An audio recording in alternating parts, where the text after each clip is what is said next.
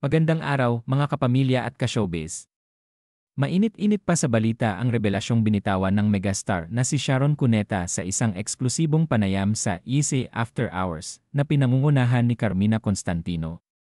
Sa unang pagkakataon, inamin ng megastar ang kanyang pinagdaanang personal na laban sa isyu ng kanyang timbang at nilinaw ang mga haka-hakang gumagamit umano siya ng Ozempic, ang kontrobersyal na anti-diabetic at weight loss drug na uso ngayon. Diretsahan niyang sinabi, "I never went on Ozempic. I tried another medication once. I could not handle it." Aminado siyang sinubukan niya ang isang gamot pero hindi kinaya ng kanyang katawan, lalo't may iniinda siyang kondisyon sa puso. "Henry, resting heart rate is like that of a jogger, presently jogging," ang biro niyang pahayag, sabay banggit na may maintenance medication na siya simula pa noong 2003. Hindi raw siya pwedeng basta-basta lang uminom ng kahit anong gamot, lalo na't "I can't abuse my body that way," matapang niyang saad. Kaya't hindi raw totoo ang tsismis na siya ay dumaan sa shortcut o madayang paraan para pumayat. Sa halip, isang mahaba at masalimuot na proseso ang kanyang tinahak simula pa noong 2016 na, nang siya'y mag-negatibo 50 anyos. Aminado si Sharon na sinira niya ang kanyang metabolism dahil sa paulit-ulit na crash dieting sa nakalipas na mga taon. Lahat ng klase ng fad diets, nasubukan na niya pero laging may rebound weight gain. Kaya't noong 2016 na, nagdesisyon siyang dahan-dahanin ang proseso. "Kinonti-konti ko. Although nung umpisa, grabe talaga," kwento niya. Hindi siya para sa mabilisang resulta. At ang tunay na dahilan?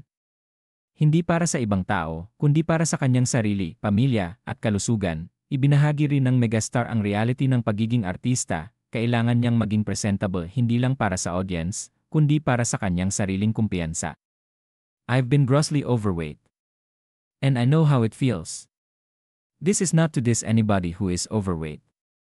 But because of the nature of Henry profession, I had to shape up," sabi niya. Hindi lang diet at disiplina ang naging bahagi ng kanyang paglalakbay. Dumaan din siya sa arm lift surgery para matanggal ang sobrang balat na iniwan ng kanyang malaking pagbabawas ng timbang. Sa kanyang salaysay, "I had 2 large flags here that I had to compress whenever wore long-sleeved outfits." Sa panig naman ng kanyang asawa na si Senador Kiko Pangilinan, hindi raw naging hadlang ang kanyang mga desisyon.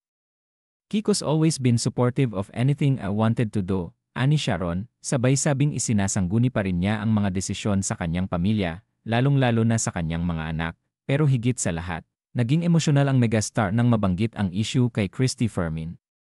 Matatandaang nagsampa si Sharon ng kasong libelo laban sa veteranang showbiz columnist, ngunit kamakailan ay kanyang binawi na ito.